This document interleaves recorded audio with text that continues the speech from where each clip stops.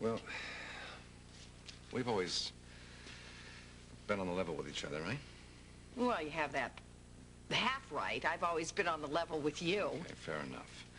I know how hard Cassie has had it in her life. RJ's father was shot. Prince Richard is dead. I mean, she deserves another shot at happiness, and I know that she wants this marriage to work, but... But you have your doubts about Edmund. And you don't? Well, he isn't the man I would have chosen for my sister, but all the other choices have turned out tragically, and so maybe this one will start wrong and end right. Yeah. Or maybe Cassie deserves something better than that.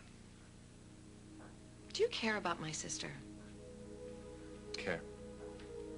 Yeah, because if you do, you need to put aside your doubts and let her have this day. This is what she wants, Jeffrey. And if anyone deserves happiness, it's her. Hey! Hey there. It seems that the happy couple has slipped away, and who can blame them? It is their wedding night. Just as well. Too much happiness makes me break out into a rash. Yeah. You're a cynic. We all know that. But I'm glad you were there to perform the ceremony. It meant the world to Cassie. Well, I consider it a debt. Paid in full. Now, Mrs. Winslow has Mr. Winslow to look after her. Let me ask you something. How did you know to be at the barn when we all thought that the wedding had been called off? Well, oh, look who's here.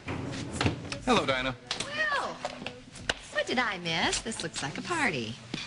Something like that. Well, I hope that your sister wasn't too emotional about the whole thing. You know, I think I managed to do most of the crying. Really? Well, Reva, I know that you've got an awfully large heart, so I'm sure you can teach Cassie how to mend her broken one.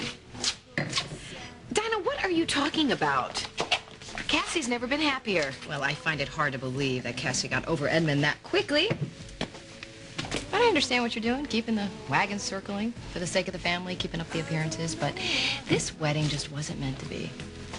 Wasn't meant to be what?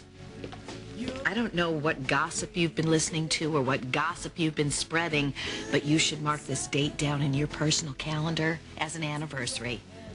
Cassie and Edmund got married today. Didn't see that one coming, did you?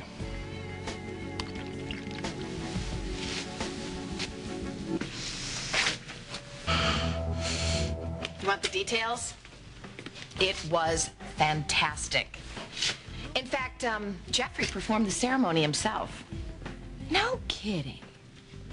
So you convinced Cassie to marry Edmund? Well, I had to make my quota of one good deed for the year. Yeah. Cassie had the jitters. What bride doesn't? So you talked her off the ledge? Well, it was easy for Cassie to decide that she wanted to marry the man that she was in love with. Okay, now back to you, Dinah. How did you know that Cassie had run off before the wedding? Well, word travels fast, Reva. Especially when you're the spreader. You know, believe it or not, I have better things to do than obsess over Cassie. Really? Since when? I didn't lay a finger to ruin her big day. Why bother? You know, you should tell her, her guests to not be offended when Cassie returns all the wedding presents, because this marriage is not